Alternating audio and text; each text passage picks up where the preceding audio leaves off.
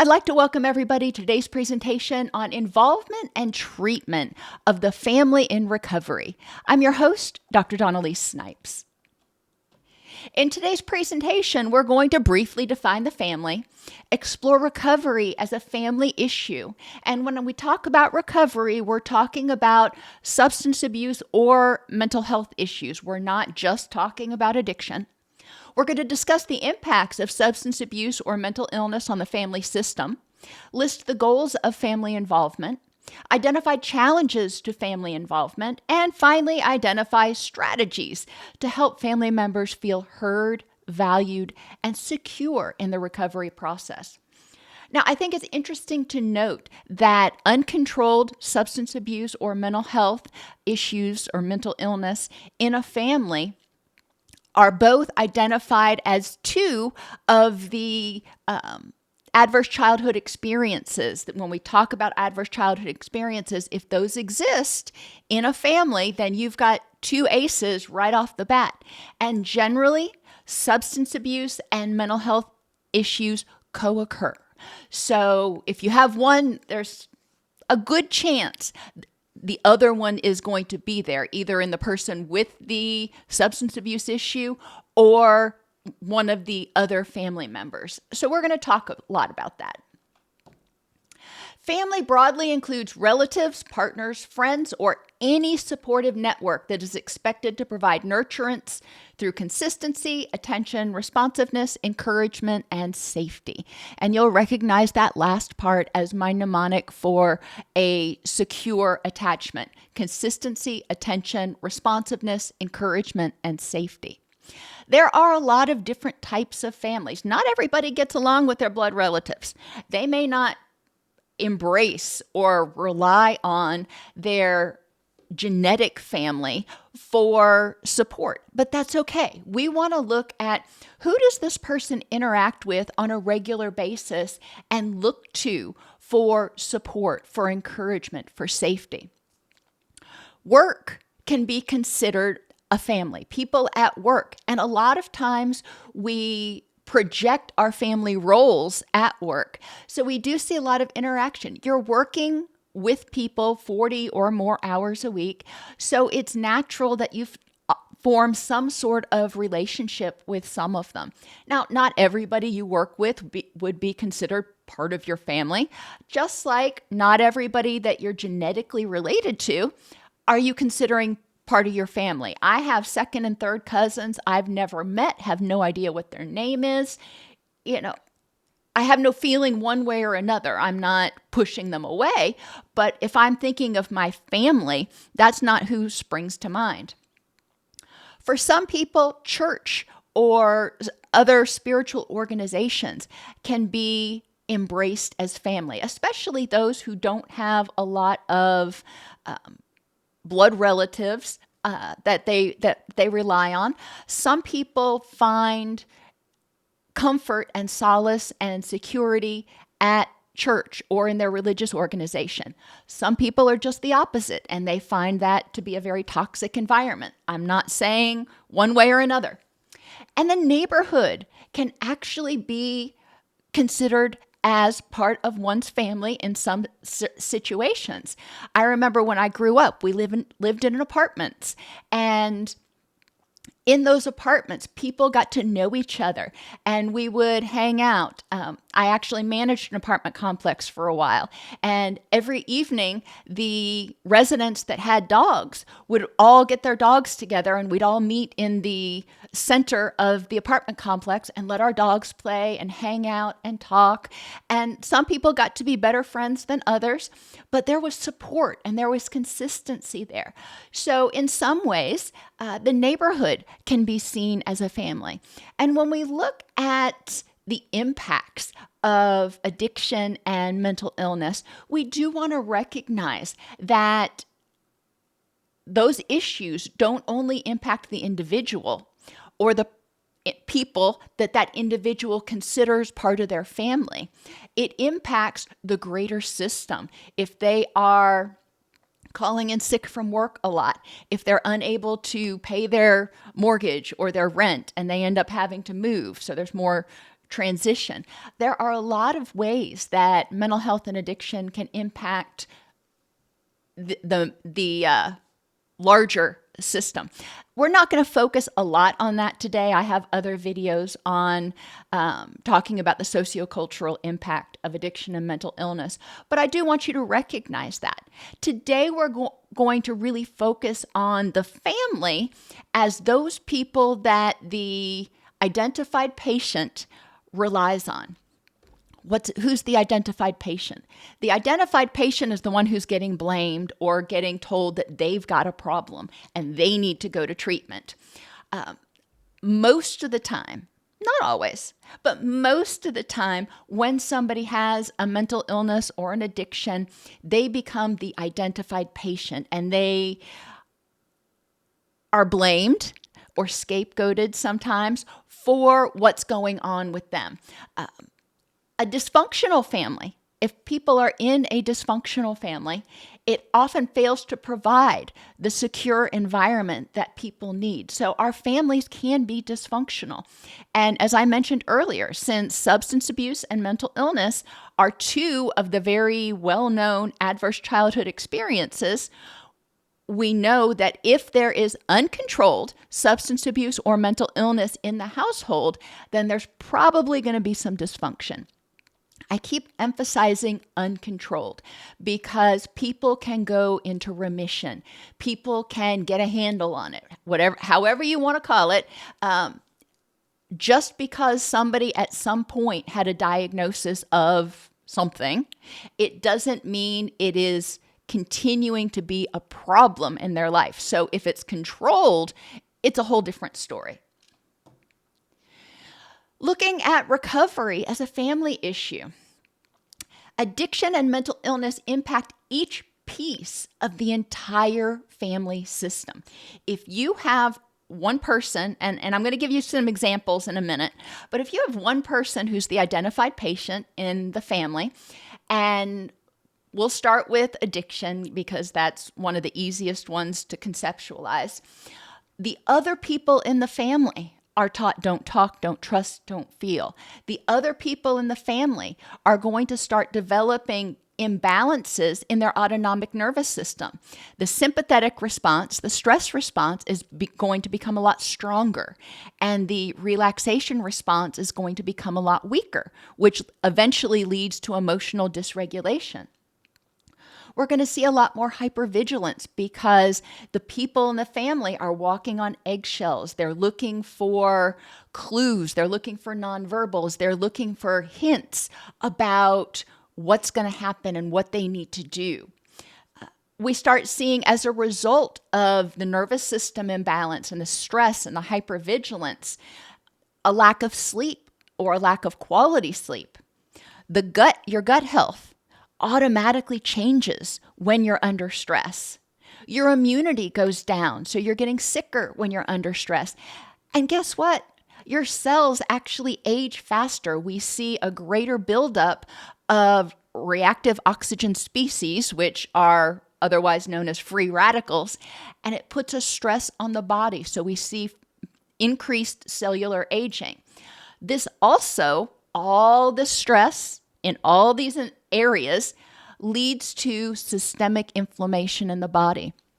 We know that systemic inflammation is associated with blood sugar regulation problems, dementia, depression, autoimmune issues. So we can see that the health of a stressed out family is going to deteriorate.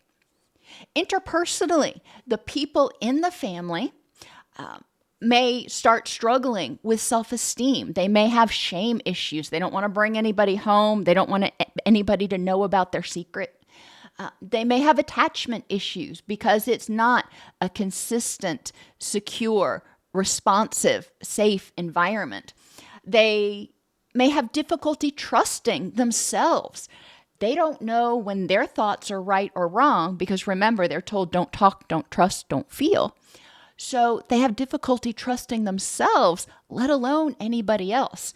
The person who is the identified patient and maybe the enabler may not be trustworthy. And what I mean by that, I don't mean that they're doing it maliciously.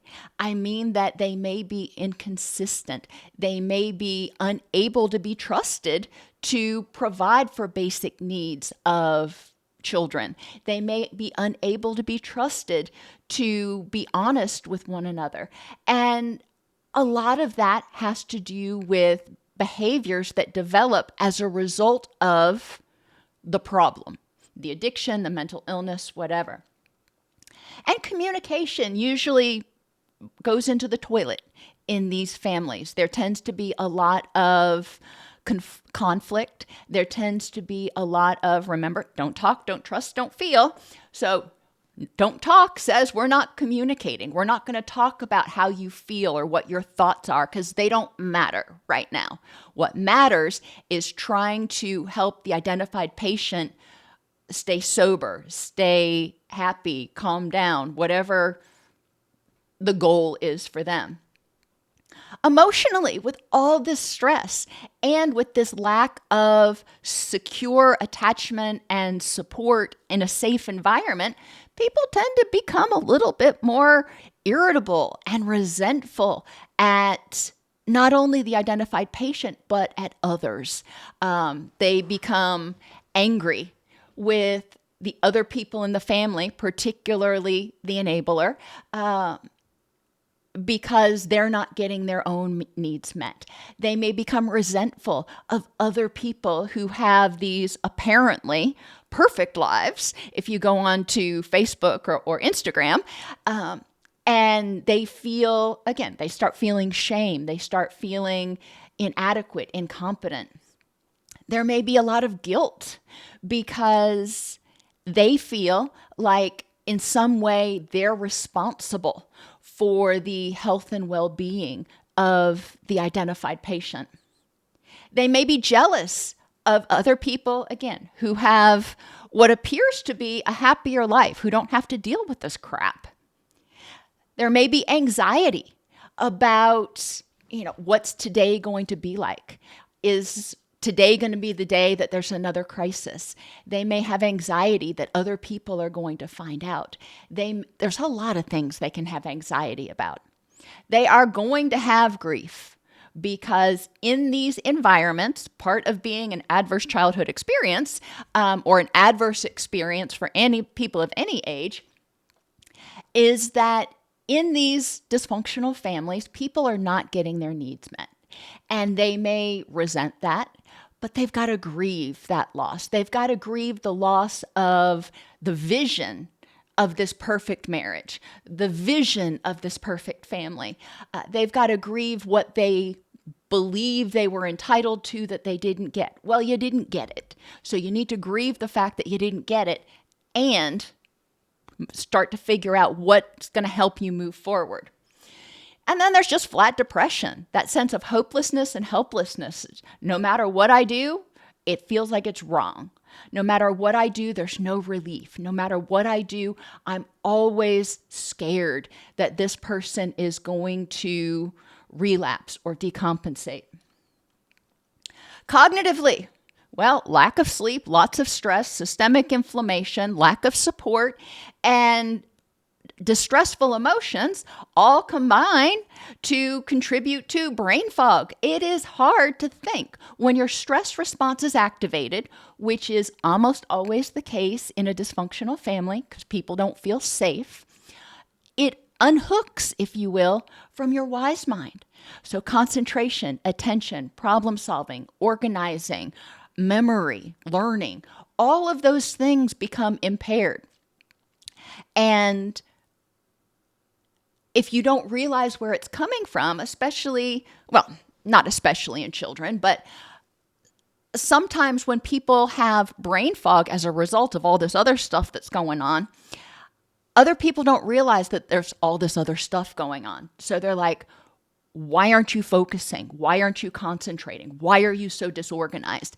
And the person feels ashamed. The person feels guilty. The person feels helpless because they're like, I don't know why I can't concentrate.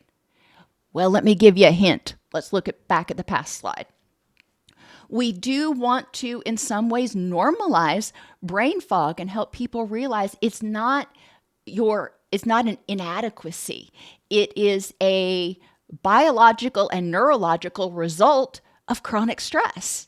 And yes, it will clear as the stress is reduced and as the nervous system heals. It alters people's self, other, and world schema.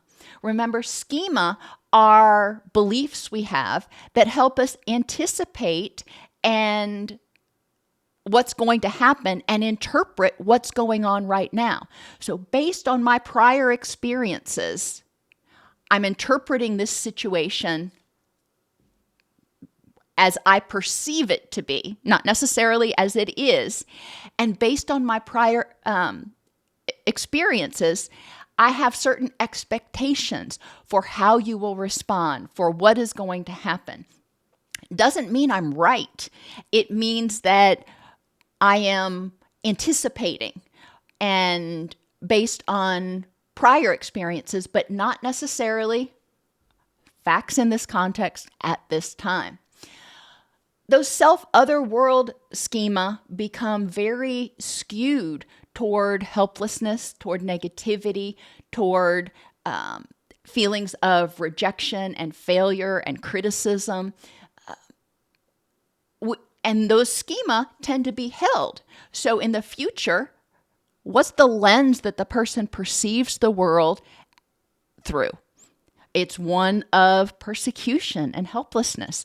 What is the world, or what is the lens that the person expects the world to react or others to react from? That lens of expectation is shaded by their prior experiences. Environmentally, there's tension. There's unsafeness, and it could be, if we're talking substances, it could be because substances are around. It could be because the substance user is bringing dealers or whomever into the home. Who knows? It could be unsafeness because the substance user becomes very angry when they are using, or because they frequently overdose, or because they're spending so much time and money on the addiction that they can't pay the rent. So homelessness and environmental instability become the norm instead of, they become the norm. So there's a lot of ways that the environment can feel unsafe and unstable for not only the family members, but also for the identified patient. We need to recognize that, the identified patient sees that on some level, at some points, they see the chaos or the dysfunction in the family. They recognize on some level their impact on the family, and they may fear rejection. They may fear criticism. They may fear inability to recover. And so they start to feel unsafe. And we start to have this situation where everybody just avoids the elephant in the room. Thinking about it, John is addicted to alcohol and tends to become very angry and irresponsible when he drinks. How does it impact his spouse? Thinking about it physically. How is his spouse impacted when he drinks? His spouse knows that when John comes home, he's been out drinking. I know that he's probably going to be in rare form. So physically, tension's going to increase. Physically, the person, if John doesn't come home before they go to bed, they are probably not going to sleep well. Physically, this chronic stress of wondering, when is John going to drink? What is John going to be like when he comes home? Is John going to even come home, or is he going to get into a car wreck? All of that is extremely stressful. Interpersonally, the spouse may be an enabler who tries to protect John from the natural consequences of his actions, which is exhausting in and of itself. They may have difficulty finding support because family members and friends have pulled away. They've been like, this is a train wreck. and you need to take steps to protect yourself and stay safe. And the spouse says, no, I'm sticking around. So the spouse starts losing support, or maybe they can't tell other people. This is a secret they're trying to keep and to hide. So there's nobody they can talk to about John's angry outbursts or his drinking. Emotionally, you can imagine how the spouse feels. Cognitively, there's that brain fog and that sense of feeling overwhelmed and that negative anticipation. Whatever happens, if John's late coming home, cognitively, I'm going to jump to the conclusion that John's been out drinking and he's going to come home and he's going to be in rare form and it's just all hell's going to break loose. So cognitively, that expectation, that schema is going to tend to probably be more stressful. And environmentally, even if the bills are getting paid, when there's tension between people in a home, in a household, it's uncomfortable.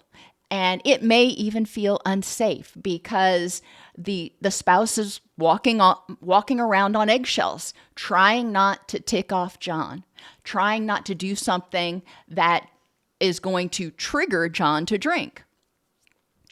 Thinking about John's kids. Well, mom is completely overwhelmed trying to manage John and try to keep him, doing the next right thing and going forward. So mom and John are often disengaged from the children or inconsistently engaged with the children. And this is where you start seeing those family roles, the enabler, the scapegoat, the mascot, the hero, and the lost child. The kids also feel this stress. This stress is palpable in the family. And a lot of times in these chaotic households, basic needs don't get met. Meals are not always prepared. Shopping's not always done. Laundry's not always done. And so the children start feeling unsafe and unprotected. In terms of John's friends and his support system, they're not around him as much. So they may not be quite as physically impacted. They may not be quite as stressed out about what he's doing. But a lot of times when there is mental illness or addiction or both, it negatively impacts relationships. People who are healthier tend to be able to see unhealthy and self-destructive behavior, and they want to help, but when their desires to help are rebuffed, they may eventually start withdrawing. They're like, yeah, John's fun and all, but when he starts drinking, yeah, I don't think I want to be a part of that mess. So we start to see John losing social support from his healthier friends and developing social support with friends who will, in recovery circles, we say, co-sign on his bullshit. Cognitively, his friends may recognize that this is a bad thing, and emotionally they may feel guilty for backing away, but they recognize it's what they need to do. And in terms of John's employer, how good do you think John's work is if he was out drinking half the night before? How consistent do you think his attendance is if he's out drinking a lot? And how do you think his interaction is with other employees when he is hungover the next day? Most people, when they're hungover, tend to be a little bit irritable. Their head hurts, they're dehydrated, their stress responses, weigh on. So it can create problems. Even if he is showing up for work, the quality of his work and his interactions with his colleagues may be impaired.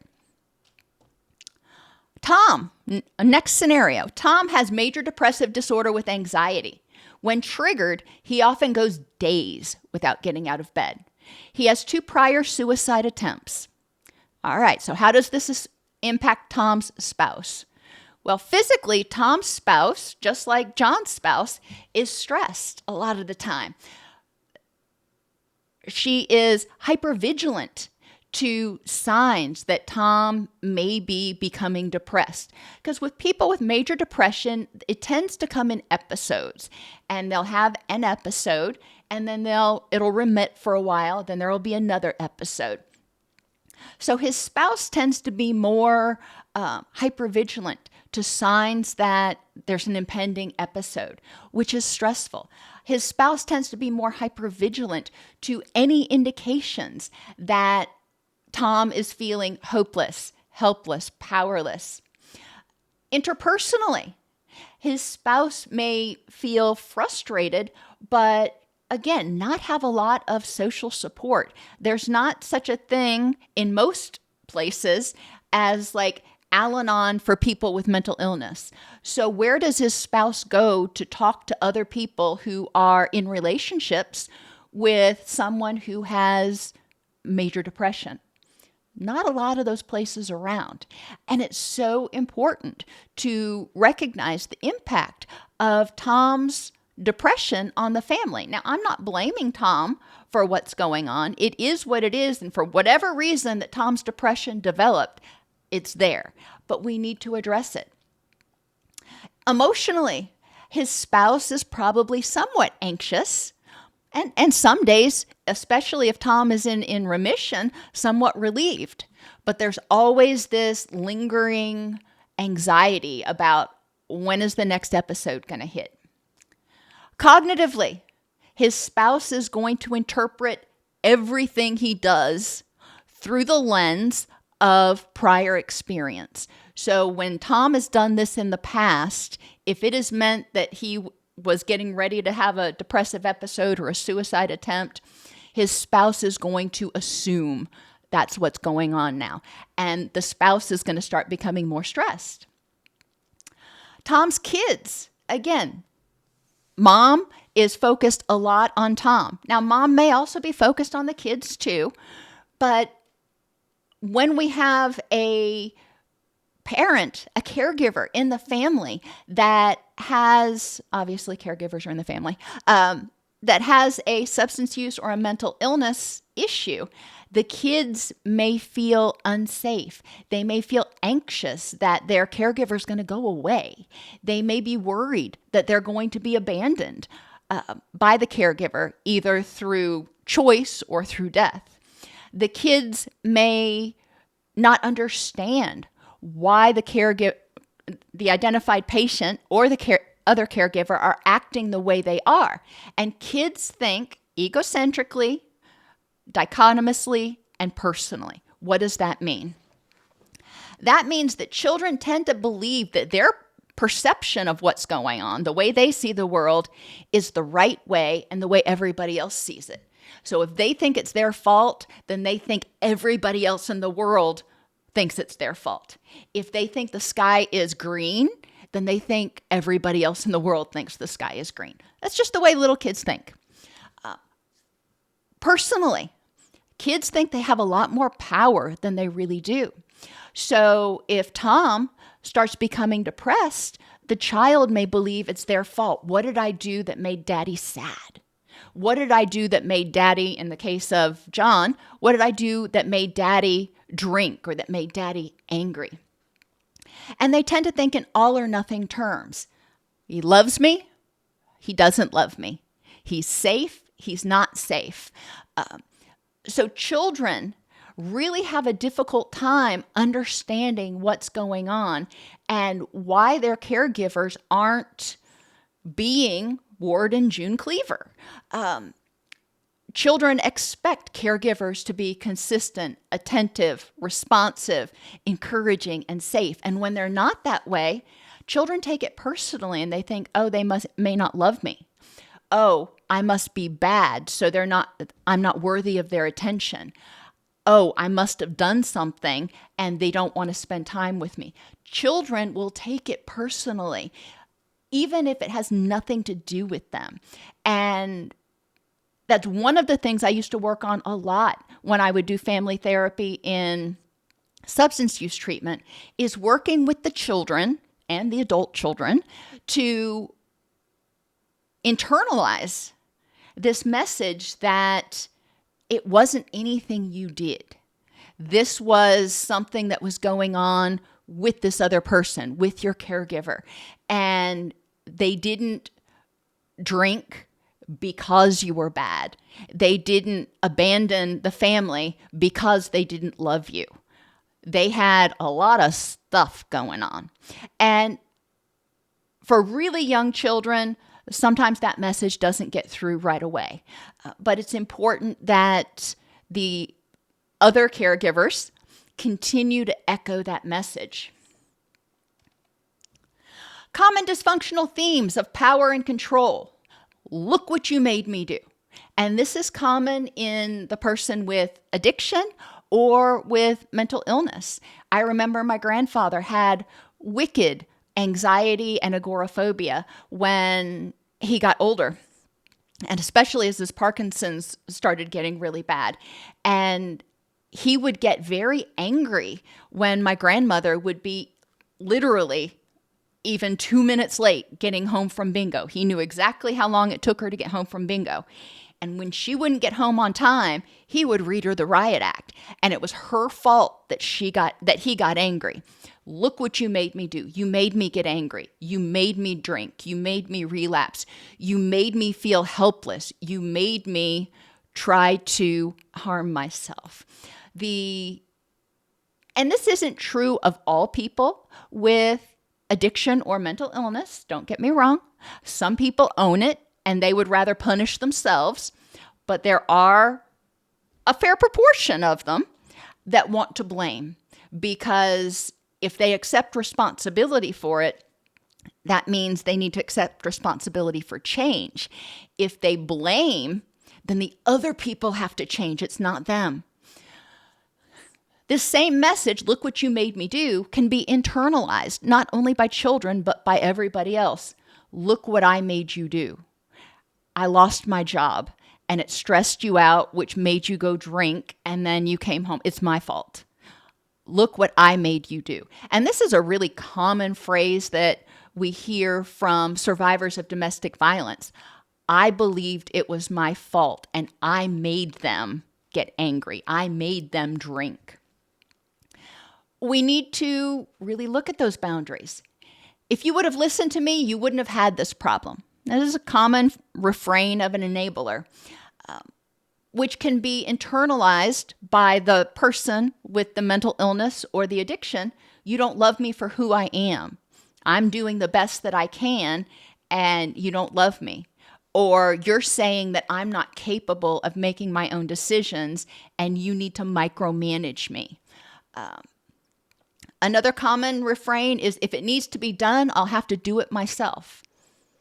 A lot of times sometimes it's the enabler, but a lot of times this is the children in the family who recognize that they can't count on the caregivers to have the energy or the focus or whatever it is to do what they need to do, to make the meals, to go shopping, to help their siblings with their homework, which is internalized as, I can't trust you, and or I'm not worthy of your time, effort, or attention. So ground rules in family recovery. Identify strategies to help the family member feel heard, valued, and secure in the recovery process. If people feel like they are going to be ignored, discounted, and abandoned or criticized, they ain't going to participate. It's common sense. So we need to ask each person, what do others do that make you feel unheard or not valued in your family? We need to be able to have this conversation and using specific examples of what's going on. So the person would say, when I talk about my feelings about something, my caregiver tells me that I'm overreacting and I need to suck it up. Okay, well, that's a very concrete example of what somebody does that makes them feel unheard or not valued. What things do you do that keep you from feeling heard and valued? And I know this almost seems like blaming, but it's not, because I want people to look inside and recognize, you know what? Sometimes I don't speak up, and then I get resentful that people aren't meeting my needs. I'm expecting them to read my mind. I'm expecting them to know what I need. And then when they don't, I don't feel valued or noticed or heard. Well, guess what? We need to stand up and say, hey, this is what I need. This is not the time for subtleties. The next question, what might others do that cause you to feel insecure or fearful in this process? They get angry, they walk away, what is it that they may do? What are you afraid of? If they get angry, what are you afraid is going to happen? Are you afraid they're going to hurt you? Are you afraid they're going to abandon you? Are you afraid they're going to reject you? What is it that you're afraid of? And then let's look at how we can help you feel safe, even when, because they'll probably get angry, even when they get angry. How can we help you feel safe? What evidence do you have that when you do something, it's going to have a negative experience? When you speak your mind, when you assert yourself, that you are going to get backlash from your significant or from your caregivers or your significant other. What evidence do you have? Give an example of a time that happened. Okay, that's realistic to have that fear. You've had that experience. So, big question now. How do you need the people in your family to act and react now? Notice I said act and react. Acting would be communicating, being mindful. Reacting would be when I say something or do something. If you get angry, that's okay. You have a right to your feeling. But this is what I need when you react. Instead of screaming and throwing things, this is what I need you to do. So we want everybody to be able to articulate what they need to feel safe enough to start these new behaviors. Goals of family involvement. Examine the current homeostatic environment. I couldn't think of any other word besides homeostatic, so sorry, had to use it. Homeostasis is the desire to maintain the current balance and situation. In a dysfunctional family, it may not be healthy, but you know what to expect. There is predictability. It's balanced. And so we want to look at what's going on in your current environment. What are the different roles and responsibilities of each person? Do you have 8-year-olds tucking mom and dad into bed because they passed out drunk on the sofa? Do you have 15-year-olds taking the kids to school because mom and dad are still sleeping or maybe not there? Do you have caregivers, the spouse of the identified patient, not only doing stuff that they're responsible for, but then doing stuff that the identified patient is responsible for to make sure that that person doesn't experience negative consequences. So what are the roles and responsibilities? And we'll talk about what they should be in a minute. What are the distress triggers and the family responses? There are certain triggers that trigger people with substance use issues to use, that trigger people with mental illness to have exacerbations of symptoms. So let's look at what these distress triggers are. People, places, things, times of day, times of year, lots of triggers. But we need to recognize in general what they are. Here's a hint. Most of the time, the triggers date back to trauma or a sense of feeling powerless and unsafe. And when they're reminded of those times, they want to numb.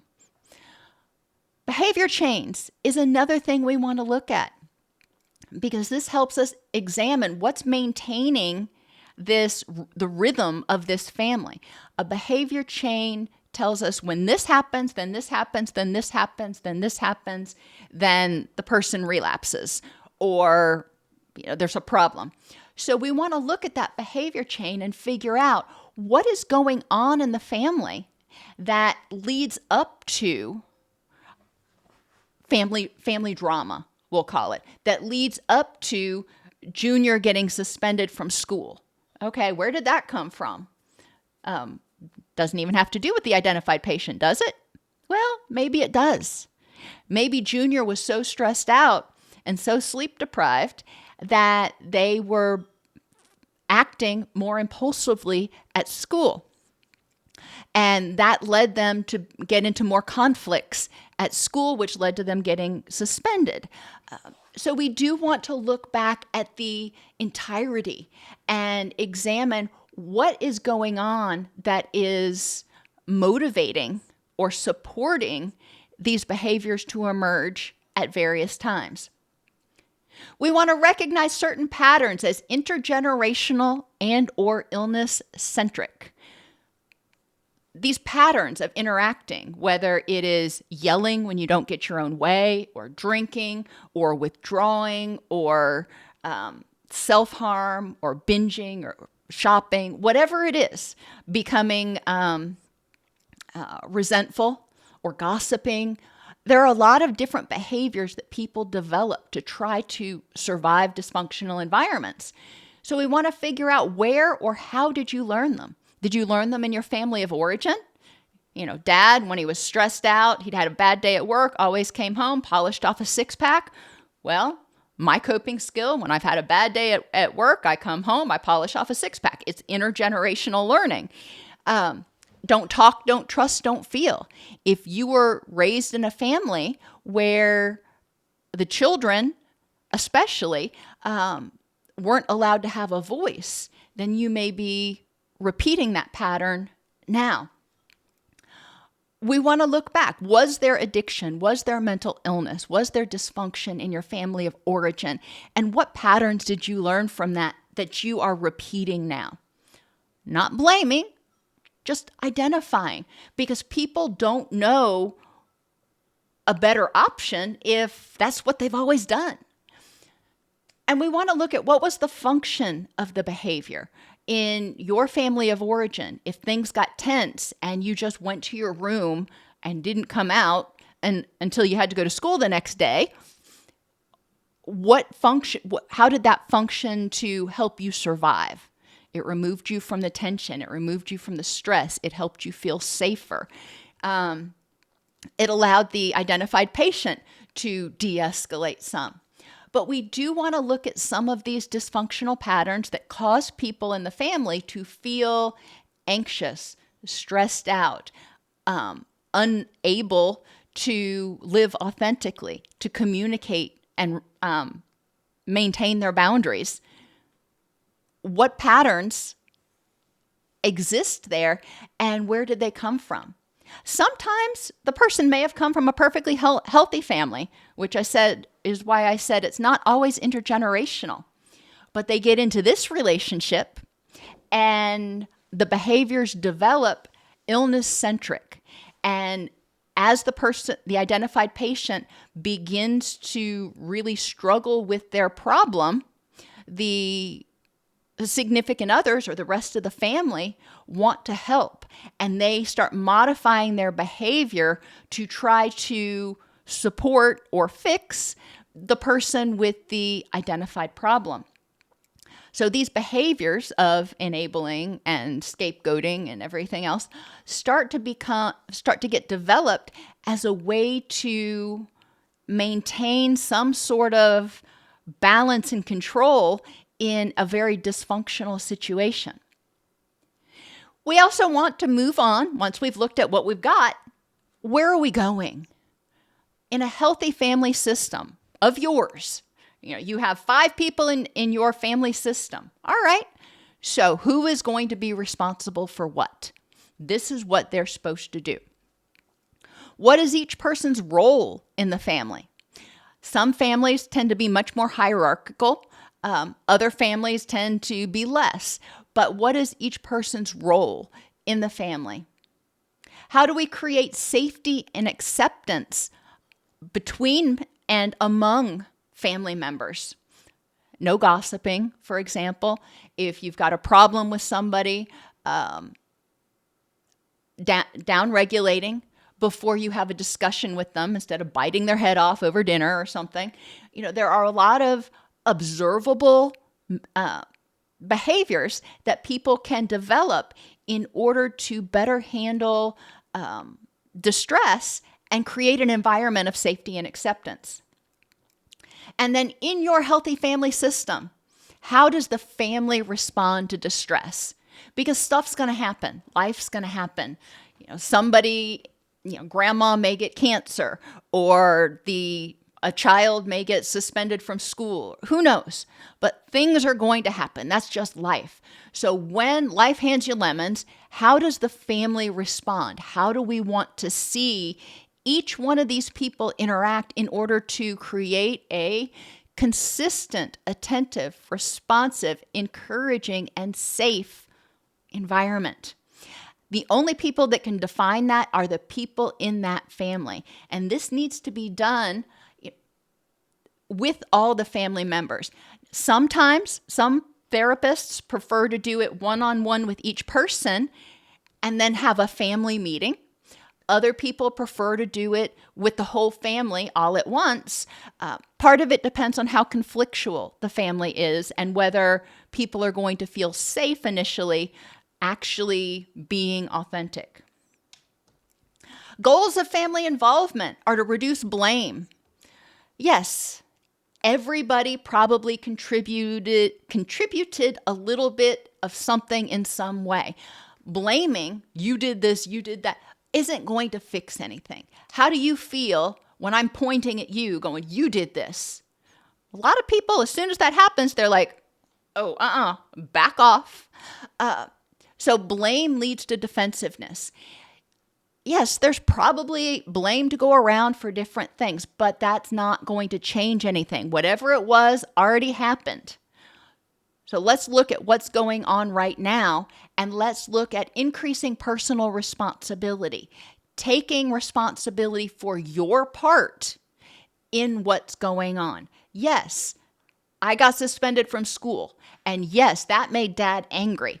I am responsible for triggering that feeling in Dad and for making my bad choices. Dad is responsible for what he does with that anger and whether he uses it as an excuse to go drink or to become aggressive. So I am not responsible for what Dad does with his feelings. I am responsible for what I did and acknowledging how it impacts people. And that's a very meta-concept-y issue. Yes, I can do something that triggers feelings of anger or depression or even happiness in somebody else. But feelings are fleeting bits of information. What people do with them is their choice, whether they nurture them and they use them as fuel for a fire, or whether they recognize them and then figure out the best way to use their energy to address the situation to move toward their rich and meaningful life. In order for people to take personal responsibility, we have to create a safe environment. We have to create an environment where people feel secure that even if I screw up, even if I make a bad choice, that I am still going to be loved. I am not going to be abandoned. I'm not going to be abused. I'm not going to be rejected. That is so important. And again, we need to talk about what does that look like for you. If you tell your parents that you just failed the semester, yeah, that's a big deal. What do you want that to look like? Yes, you screwed up. It doesn't mean you are a screw up. It means you made a or some bad choices, which takes us to unhooking self from behaviors. We need to help not only the individual, but everybody in the family unhook what somebody does from who they are. Somebody can be a very good person and make a mistake. Increase interpersonal support of everybody in the family, both within the family and outside the family. Sometimes we just need an objective ear. So we want to encourage people within the family to find support systems, both within the family and outside. We want to improve perspective taking. So if I come home and I say, Mom, Dad, I really screwed up. I failed this whole semester. My perspective, I'm going to take my parents' perspective and realize they're going to be pretty ticked off because I just wasted $5,000, $10,000, $15,000, depending on what school you're going to. I'm going to realize they're going to be ticked off about what I did. If I'm taking an accurate perspective, hopefully I'm also recognizing they still love me, but they really dislike what I just did. And so taking perspectives, and the caregivers, mom and dad, are going to try to step into my shoes and say, wow, they must feel really disappointed in themselves, and that must have been really scary for them to have to come and tell me. So probably me lecturing them and yelling at them and getting in their face probably isn't going to help matters any, because they're already beating themselves up for it. So perspective taking can be helpful, especially before entering into a distressful conversation. Creating win-wins.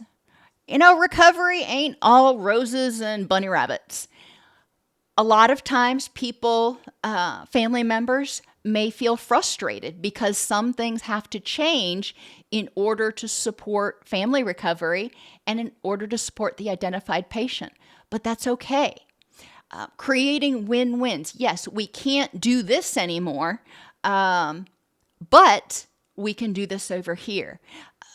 One of the common complaints I hear in substance recovery is my significant other goes to meetings every single night. They're never home in the evening. But creating a win-win, what is it that this person can do to help you feel less abandoned, help you feel less ignored when you go to these meetings? And maybe that means you going to your own Al-Anon meeting. Who knows? Creating a consistent, attentive, responsive, encouraging, and safe environment. And encouraging people in therapy to talk about what happened over the past week that helped you feel safe and empowered and nurtured in your environment. Encourage them to develop healthy boundaries and promote effective communication. That means respecting emotional boundaries, cognitive boundaries. Everybody has the right to their own feelings and thoughts, as well as physical boundaries. Eliminate cognitive distortions by using FITCAT, facts in this context at this time, or feels, facts, what's going on right now based on the facts, not on my feelings. So the facts, explanations. What are some alternate explanations for why this might have happened? The next E stands for exceptions. If I think this is always or never happening, are there exceptions to when this happens? And L stands for likelihood. What is the likelihood that my worst fear is actually going to come true? We could apply either one of these to the cognitive distortions of jumping to conclusions and mind reading. Remember, our schema encourage us to anticipate the future based on the past. Doesn't mean that what's going on right now, even though it's similar to the past, doesn't mean that it means the same thing. So we need to evaluate the facts. Personalization. Are there other explanations for why this might be happening besides me? And emotional reasoning. Expecting the worst or seeing life through a trauma lens. I am anxious right now. John's late getting home. I'm anxious. That must mean that he's out drinking. So we're jumping to conclusions and we're emotional reasoning. Again, remember, children are learning through an egocentric, personalized, and all-or-nothing lens. So they're going to be more likely to have these cognitive distortions that we need to help them sort through. Challenges in recovery, a lack of awareness of their part in maintaining the problem. So the family, And I don't mean the identified patient. A lot of times they recognize that they've created a problem, but sometimes they're taking all the blame, when in reality, the entire family has played into this symphony of dysfunction. Resistant to changes based on fear of failure or abandonment. If I change and it doesn't work, or if I change and you don't like it, then I'll be abandoned. Overwhelmed. I just got too much going on. I'm too exhausted from dealing with this for 10 years. I just don't know where to start. Okay, let's break it down into smaller goals. A belief in the process is lacking. If the family doesn't believe that anything they do is going to make a difference, they're not going to be motivated to do it. And skills inadequate. If the family doesn't have adequate communication skills or boundary setting skills or awareness of what's going on, then they're not going to be able to implement the plan effectively. We need to help people overcome fear of vulnerability, such as I could get hurt, you could abandon me, or I could make you relapse. So we want to address each one of those fears and figure out a plan for dealing with them. The last one partly being recognizing that you can't make another person do anything. You can trigger a feeling in them, but what they do with that feeling is their responsibility. In terms of interventions for each person, and I know we're running short on time, so I'm going to speed it up here. Heal thyself. Everybody has been negatively impacted by the dysfunction, and it's important to heal your own nervous system and start getting better sleep so you can better activate that wise mind, your problem solving, your memory, your learning, and your adaptability. Walk the walk, don't just talk the talk. If you're telling everybody else in the family that they should be doing this or that, are you doing it? Are you embracing the roles and maintaining the boundaries of the roles for your new healthy family? Recognize how your health, interactions, emotions, perceptions, and behavior impact the family and vice versa. Be aware of how others are impacting you and how you're impacting others. It starts creating a much more mindful and safe environment. Physically, reduce sympathetic overdrive and strengthen the parasympathetic nervous system. Reduce stress and strengthen relaxation. Do this by developing distress tolerance and down regulation skills. Engage in activities to improve vagal tone, like biofeedback or positive behavioral activation.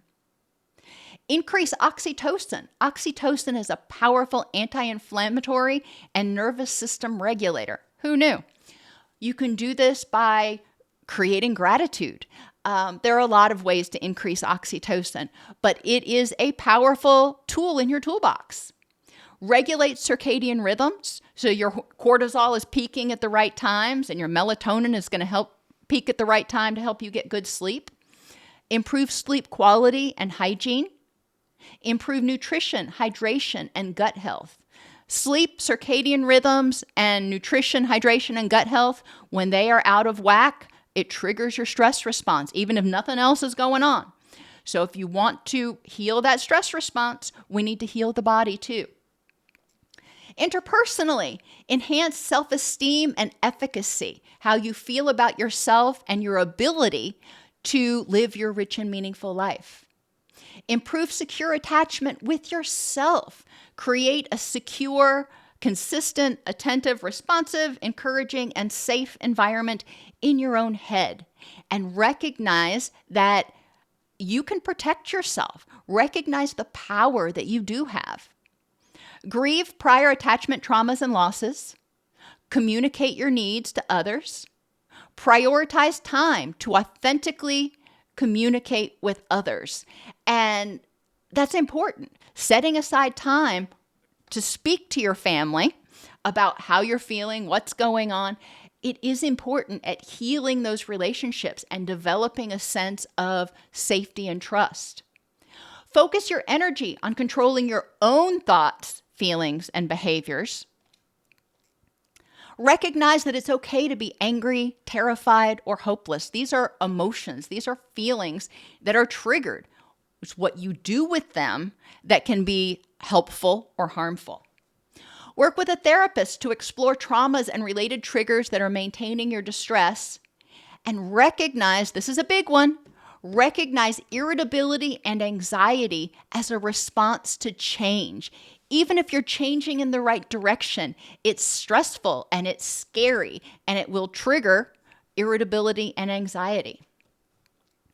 Cognitively, define your vision of a rich and meaningful life and how your healthy family, this new system that you're creating, fits into that vision. Embrace the dialectics, recognizing that your significant other may have to go to support groups every night. But if they're going to those support groups, it also means they're likely coming home, and it's going to be a good night when they get home instead of maybe they don't come home, or maybe they come home and it's conflictual. I must accept that I cannot control them, and I can make decisions as needed to stay safe. Accepting, embracing the dialectics that I'm going to do what I can, and I can take steps necessary to stay safe and leave the situation if needed. The other one, the identified patient, they're not where I wanted them to be, but they're doing the best that they can.